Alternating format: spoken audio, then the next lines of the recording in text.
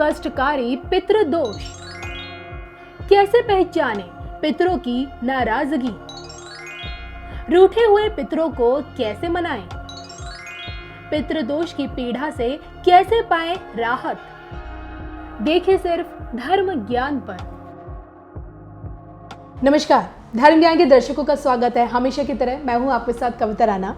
मेरे साथ आज मौजूद हैं गुरुजी दीपक गुंबर जी, जिन्हें नमस्कार जी, वैदिक ज्योतिष में खासकर 20 साल से भी ऊपर का तजुर्बा है। और आज हम इनसे जानेंगे कि आखिरकार लोग पितृदोष से डरते क्यों हैं। पितृदोष एक सत्य है या फिर भ्रम? आखिर क्यों कहा जाता है कि कुंडली में, अगर जातक की कुंडली में पितृदोष है तो उसकी तरक्की की राह में बाधाएं आ जाती? आखिर क्यों वो अपने जीवन में जो चाहता है वो पा नहीं पाता? और पितृदोष का क्या महत्व है? किस प्रकार व्यक्ति की कुंडली में अगर पितृदोष है तो उसका समाधान क्या कहता है? क्या कुछ उपाय आप लोगों को करने चाहिए? आइए यही हम जानेंगे गुरुजी से। नमस्कार कविता जी।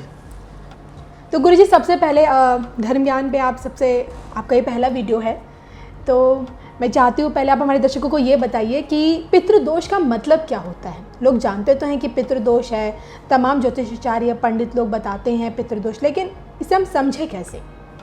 जी कविता जी, बहुत अच्छा विषय आज आपने जानकारी के लिए मेरे समक्ष रखा है जी। और मैं समझता हूँ दर्शकों को इसकी सही जानकारी होनी बहुत ज़रूरी है, क्योंकि बहुत भ्रांतियाँ लोगों ने पितृदोष के ऊपर रखी हुई हैं अपने मन में, अपने दिमाग में, जिसके चलते एक भय बना हुआ है।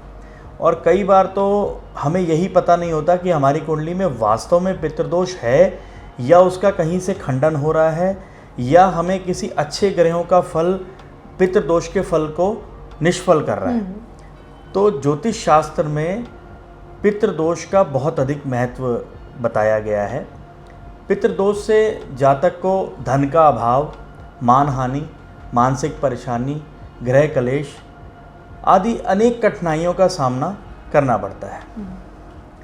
पितृदोष से कभी कभी जातक को अकाल मृत्यु का भय भी बना रहता है। जी, तो ये तो आपने बताया कि पितृदोष हम कैसे समझें। मैं आपसे जानना चाहती हूँ, हमें कैसे पता चलेगा कि हमारी कुंडली में पितृदोष का निर्माण है? मतलब किस तरह से पितृदोष का निर्माण होता है, कैसे ये बनता है?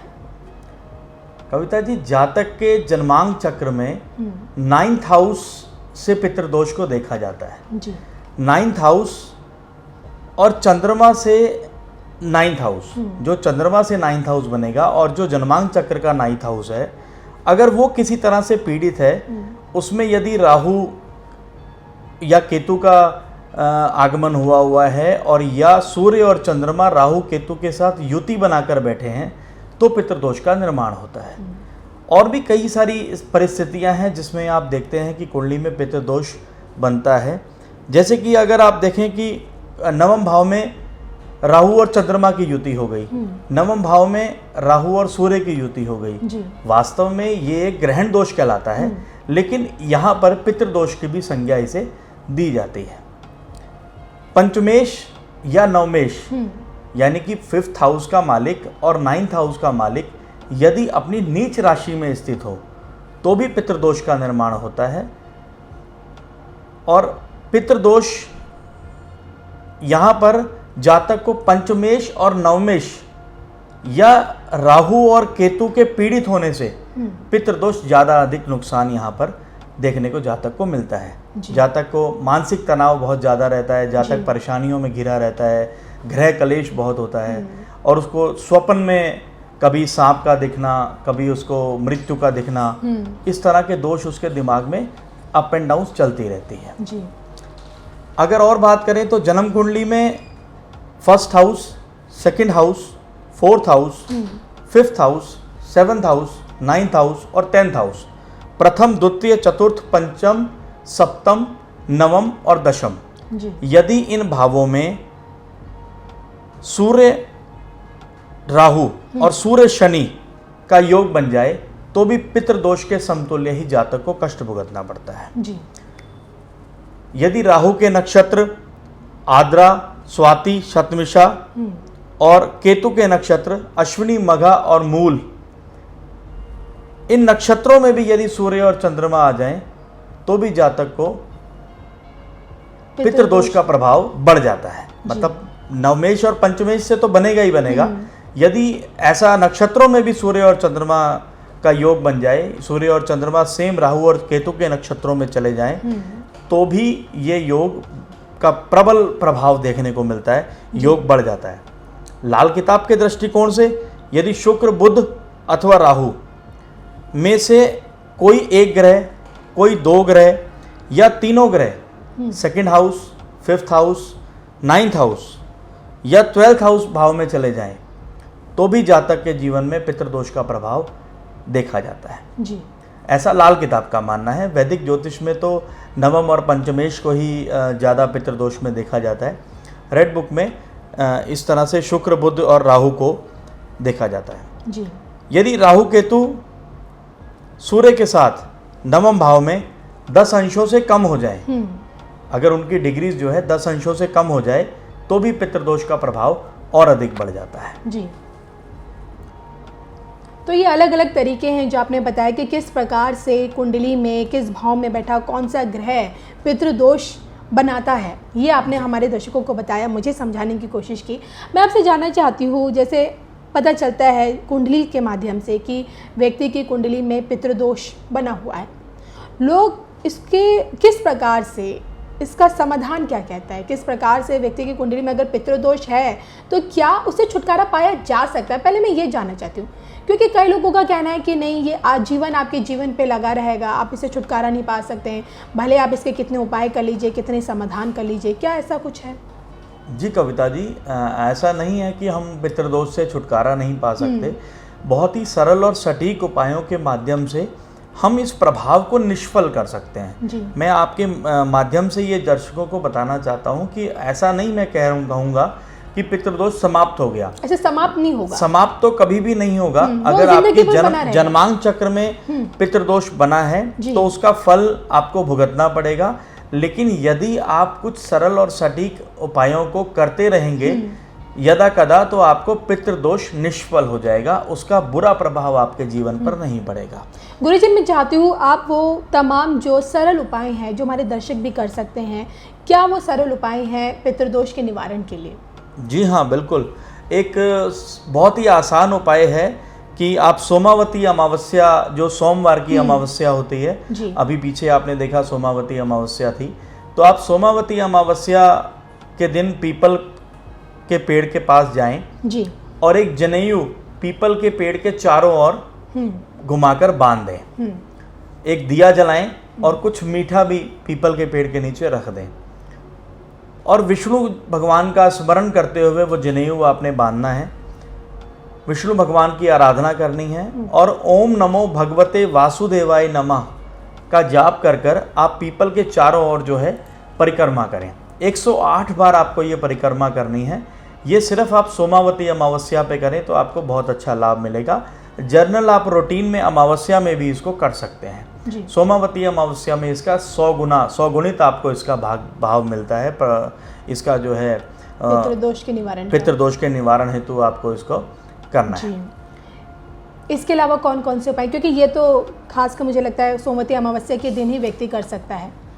जी, शनिवार को यदि आप कौवे और मछली को चावल और घी के बने लड्डू जो है उनको खिलाएं तो भी आपके पितृदोष का निवारण होता है।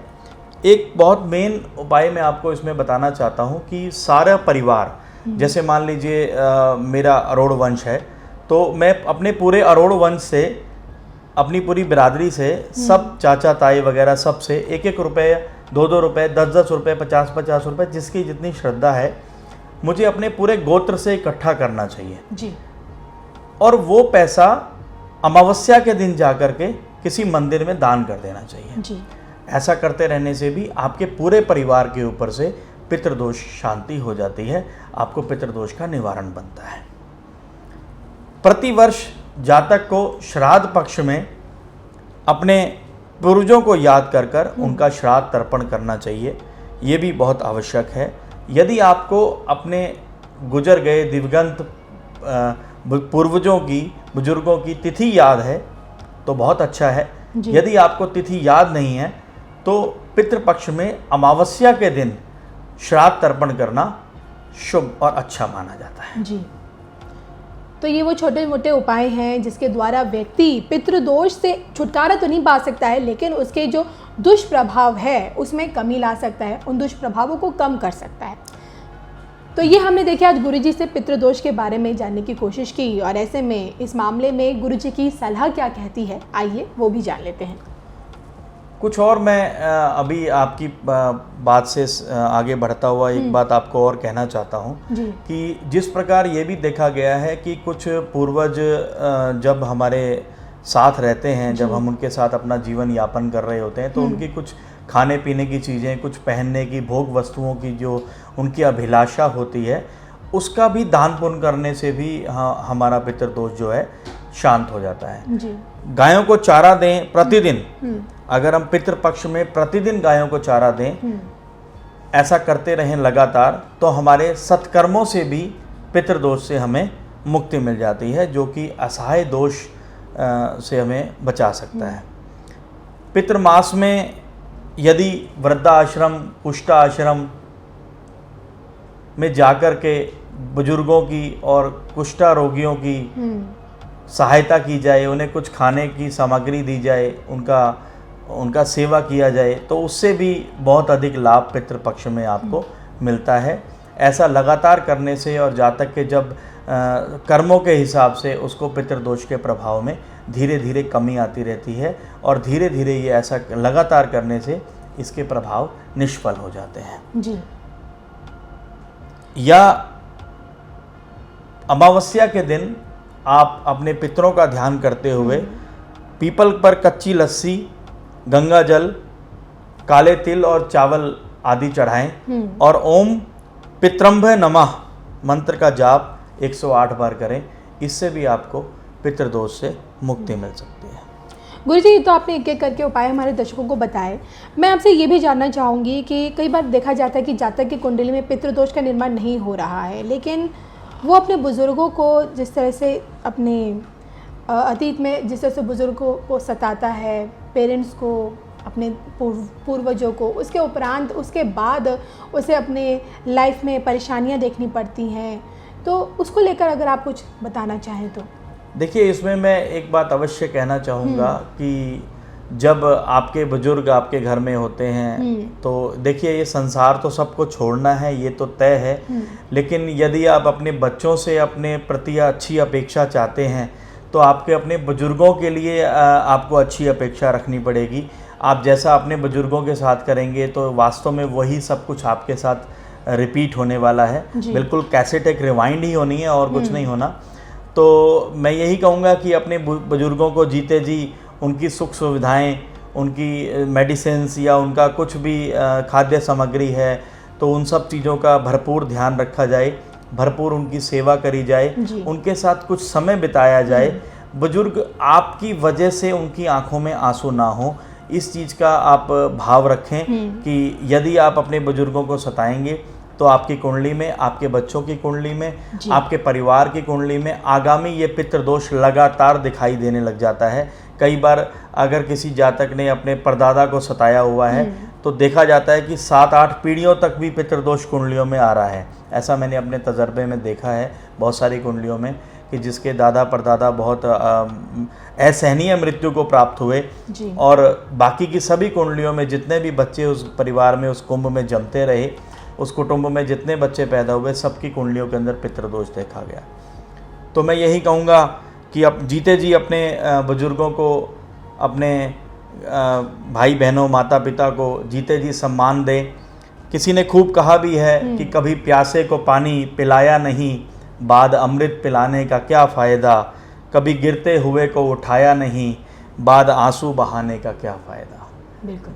नमस्कार। नमस्कार।